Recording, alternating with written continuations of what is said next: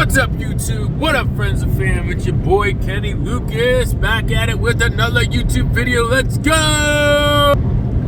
Alright, this video, I want to touch base on what I'm doing tonight. Why I'm in the car right now. It's 7 o'clock at night. And yeah, what I'm up to. So, my company is definitely expanding this year. We went from 2 workers to 3 workers, 4 including myself. But I ain't no worker. I'm a fucking business owner, multi-fucking billionaire. So I'm not a worker. I'm a business owner, businessman. But anyways, so I'm heading to Cape Cod right now to spend a night or two down here in Falmouth area. And the reason why I'm doing this is because I do have a tree leave for tomorrow down here. We're already doing a job in Sandwich. And what customers are telling me is that there's a lot of tree work down here and not a lot of people to do it. You know what I mean? It's not like a reputable tree company down here in Cape Cod. So that puts me in a position of power because I'm only an hour away from here, right? So I can go get a hotel tonight, see what I can do tomorrow with the quotes, you know what I mean? Go heavy on the advertising, put some signs up around the area, around the towns, maybe even creep up all the way up Cape Cod and put signs up everywhere. Because you figure like this is almost like an island where you have to take a fucking bridge to get over here. So that scares off the bigger companies, I feel, unless you're set up in Cape Cod. And I really don't know how many tree companies are actually set up in Cape Cod. You figure you have to go over that fucking bridge. Like if you got a lot of equipment, like we don't, then it's a pain in the ass. You know what I mean? It's a pain in the ass to take that CDL truck and drive over the bridge. There's a bunch of fucking traffic all the time. All of that. So the bridge, that bridge creates a fluctuation in the market that like nobody else fucking knows. I'm trying to tell y'all. I figured this out when I was back, how old was I? Like 19 or 20 when I was trying to be a drug dealer. I'd say trying because I was horrible at it. I was smoking my whole fucking stash and using whatever else was up for sale. But anyway, so I remember realizing this because we were over here partying at a rave or some shit, me and the boys, and like a hit of acid over here was like, say like $30 versus like back home it was like $10. I was like, holy fuck, that's like triple the price. And then I did some research on that, and dude, like when shit's dry over here, meaning like when the market isn't here for it, like let's just use weed for instance. When weed isn't here, or how it used to be, at least when it was illegal, when weed wasn't here, it was super dry. So anytime anybody had weed, they could charge double, they could charge triple. If you had drugs over here and it's dry, then you can same thing, you can charge double, you can charge triple, whatever the fuck you want, because you are the monopoly. And that's the sense I get over here for the tree work. Like, how many people are really doing tree work in Cape Cod? And the people that are doing tree work in Cape Cod, I'm pretty sure they're not reputable, meaning to say they're not reliable. They're not, you know what I mean? They're probably busy as fuck. Rightfully so, because they're the only tree guy in the area. But I'm not going to even speak on that. I don't like speaking on companies and what they do and how they operate, because we all have our flaws. Nobody's fucking perfect. And it just is what it is. This is part of business. But here's the thing, taking a risk. You got to take a risk in business, man. You have to take a risk in business. If what you're doing on the daily ain't really working out for you and your people, if you're just doing the same thing as last year, why not take a risk? Why the fuck not take a risk? Why the not? In my mind, I'm like, why the fuck wouldn't I go to Cape Cod right now? It's going to rain tomorrow anyway. It's like, spend a night or two down here, put some signs up, get to know the area, talk to some people, meet up with a real estate agent, mingle, politics, look in the eyes of people, of neighbors, get a sense with what's really going on.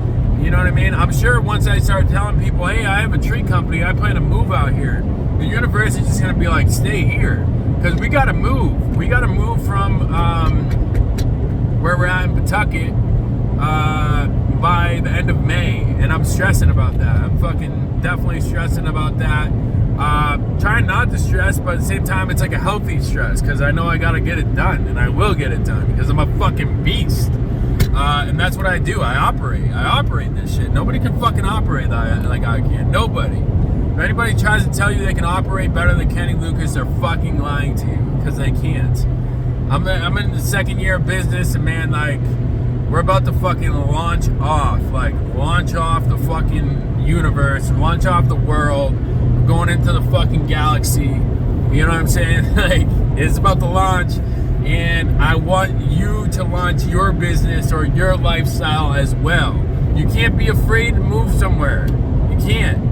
You know what I mean? Me moving to North Dakota back in the day when I was in Florida was the best thing I've ever done for my fucking life. The best thing. I was stuck in Florida, not stuck, but stuck mentally because I didn't want to move. I wanted to be warm. I wanted to be in Florida. I wanted to be at the condo with my girlfriend. But moving out of there, out of my comfort zone, was the best thing I've ever done in my life. So who's to say that moving to Cape Cod with me and the boys with the fucking chainsaws won't be the best thing we've ever done in our lives?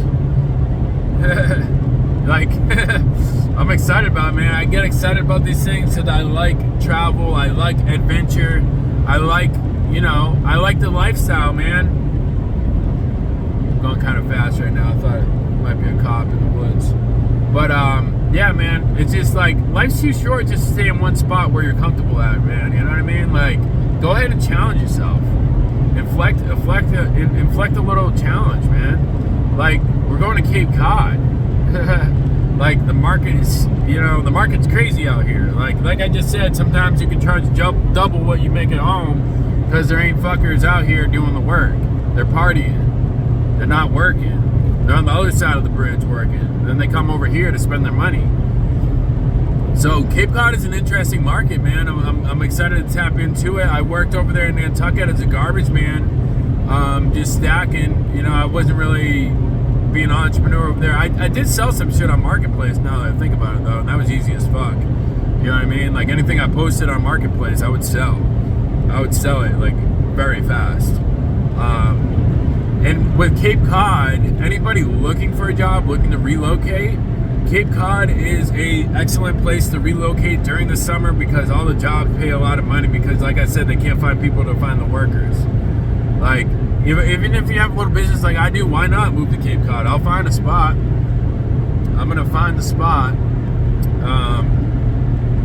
But, it's just a testimony of God and how he works through other people. I got a lead from Falmouth, took the ride down there. I actually had 3 leads that day. I had Falmouth, Duxbury, which is not Cape Cod, and then also had Sandwich. So the Sandwich job we're doing right now, it's a $3,000 job. With 3 guys, I would have been able to get that done in a day, to put it in perspective. And so that job in the mainland, or like back home in Franklin, realistically, I probably could have got $3,000 from some customers, but probably like they would have more so been asking for like $2,500 for it. You know what I mean? $2,000 for it if you're in North Attleboro. It's kind of funny how from town to town it fluctuates so much with tree work. So I'm just like fiending for tree leads in fucking Cape Cod at this point. So yeah, with that, I just want to check in with y'all, man. We're still going through the breakup phase. It's been tough, man. I'm not even gonna lie. It's been tough getting over Rachel, getting over not living with somebody like this. I do love the girl. I love her to death, and I hope she knows that. Maybe she'll watch this and realize that I do love her. But it's just like, I don't know, man. When I say I love somebody to the death of me, man. Like, nothing will really change that. Nothing really. I mean, there's a few things that will. Like how she been acting and shit like that, stealing my money, stealing my passwords. I mean, it's all forgivable if she gets right with me, though. You know what I mean? Like, I feel like she's in a bad spot right now, mentality, and I really pray for her and hope that she gets better. It's kind of more like a mind fuck for me. Obviously, I do miss her. I miss physical contact with her, miss the emotional side of things with her.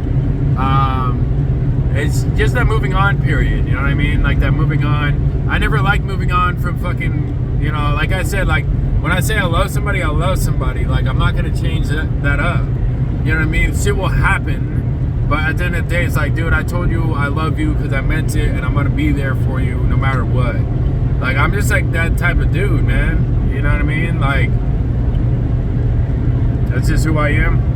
It's a good thing, I think, because like you can ask anybody that I grew up with, and I was thinking about it, I'd have not changed. You know what I mean? When I went through my little period where I did a bunch of drugs and was acting like a maniac for a little bit, back in my 20s and shit like that.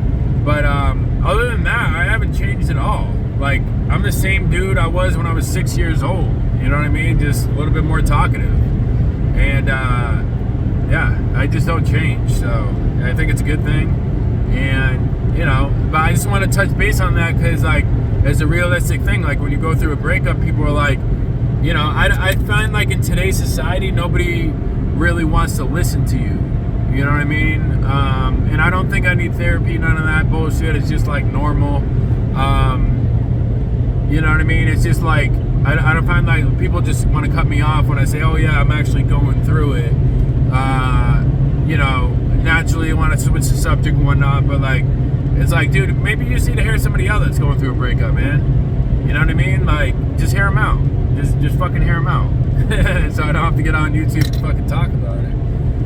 Hear me out, guys. But yeah, it is tough, man. You know what I mean? When you're living with somebody for so long and we break up, yeah, sure, we break up, but the thing is, then she just stopped talking to me. You know what I mean? Once we broke up, and she stole money from me, and she also has a good 10 of my username and passwords. I had to switch, and I don't know if I switched everything. You know what I mean? That shit stresses me out because she did help manage a lot of my passwords and shit like that for the business, for this and for that. So it's a little bit confusing to me that somebody would do that to me. I feel betrayed. I really, really feel betrayed.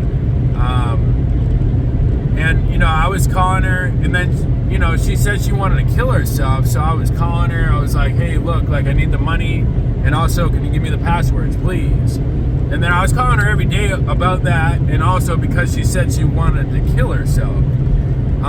And she said she had a plan to do it. And I'm like, look, let's get you some help, man. Like, first and foremost, let's get you some help. So I've been calling her every day up until the other day when her dad was like, yeah, stop calling her or else I'll get a restraining order put on you. I'm like, man, I'm trying to help, man. I don't fucking get it. Like, I'm trying to help. It's like, that's the only way she'll get better. I'm like, nah, man, like, she needs to go to the hospital, man. She's suicidal. I didn't mean to make this video about her or anything like this, but I just want to make it because I do love her, and the fact that I said I'll love you and I'll always love you. But it's like, I can't put up with people's bullshit neither. You know what I mean? I'm not gonna stay in love with somebody, have kids with somebody that wants to be a bullshitter. You know what I mean? At the end of the day, you lied. You lied. You fucking lied. You know what I mean? You straight up lied about anything and everything. Not everything, but like about anything. Anything to make me happy or anything to make the moment okay. That's not a good thing. That's not a good way to live. Like, if you're living, like, telling lies to somebody, like, why are you doing that, man? There's no need to fucking lie to somebody. Even about small shit. It's like, why are you lying about that? If you're gonna lie about the small shit, what's gonna happen when big shit happens? Just something to think about, boys. Yeah, with that, I am vastly approaching Cape Cod, so I'm gonna go and have fucking fun for the next 2 days and find a potential new wife. I'm just kidding. With that, like, comment, share, and subscribe. Thank you for watching. Thank you for listening. Hope you guys got something out of it, man. My sleep's been a little bit off, man. Sleep's been a little bit off, but like I said, we're going to keep on trucking forward. This is just a season of life that we'll get through. We'll pass. This too shall pass. And we'll get it in, man. We'll get it in. We're going to set the example for y'all, man. Love you guys. Peace.